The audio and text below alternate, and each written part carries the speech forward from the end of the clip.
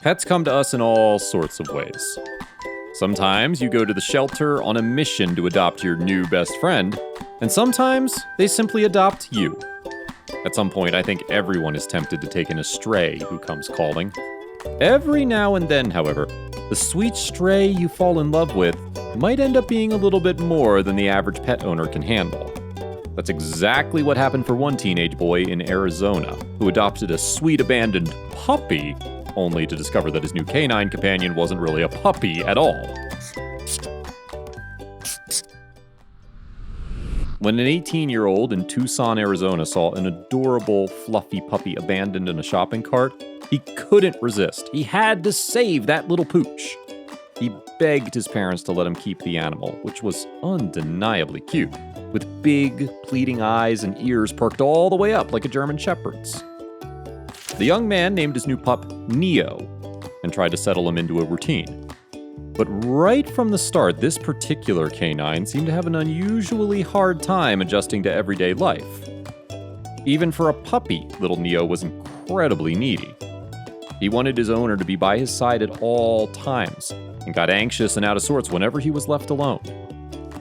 He also couldn't get a handle on the basics of house training. Neo pooped and peed everywhere. To top it off, he was the ultimate one-man dog. If his owner tried to get a dog sitter to watch Neo, the pup got moody and antisocial, refusing to make eye contact and ignoring any human company other than the young man he bonded with. As Neo got bigger and stronger, he developed Houdini-like tendencies, often escaping from the yard to play with the German shepherds next door. The neighbors were increasingly alarmed by the big, rangy, distinctly unfriendly dog that kept inviting himself onto their property. Neo's owner tried to keep him in his own yard with a higher fence, but Neo just chewed through it in pursuit of canine company. Eventually, with neighbors fed up and Neo's owner unable to keep up with the dog's need for constant, unwavering attention, it was time to contact the Humane Society of Southern Arizona about finding a new home where the dog could be happy. As it happened, however, the moment Neo showed up at the Humane Society, he was spotted by former CEO Maureen O'Neill, who immediately inspected the animal's strange behavior and realized that he wasn't an ordinary dog. "I saw the couple walking a long-legged canine to the front door," she told the dodo. "It wasn't his body composition that made me notice, but his behavior.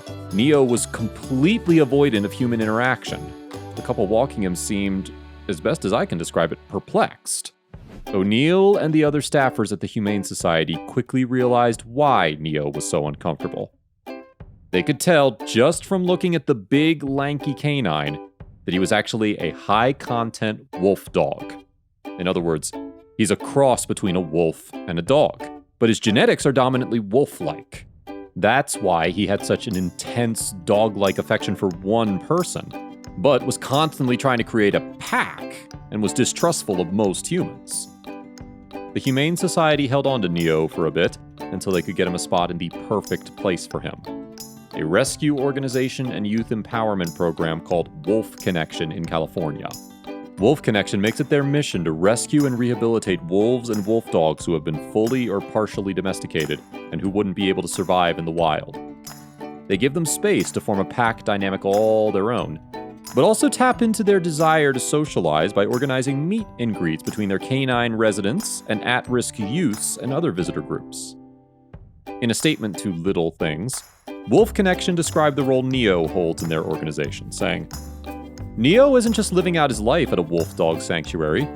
Wolf Connection is actually a youth empowerment program for at-risk youth.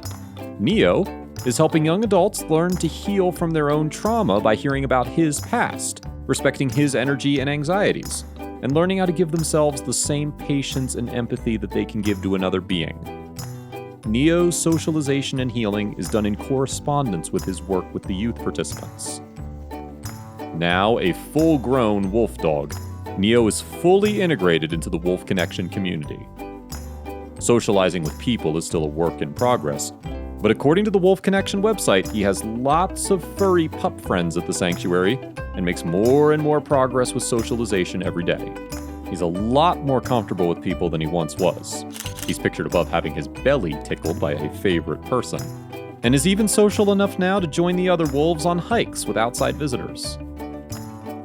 If you liked the video, please give it a thumbs up and consider sharing it with your friends and family. Thanks again, and we'll see you in the next one.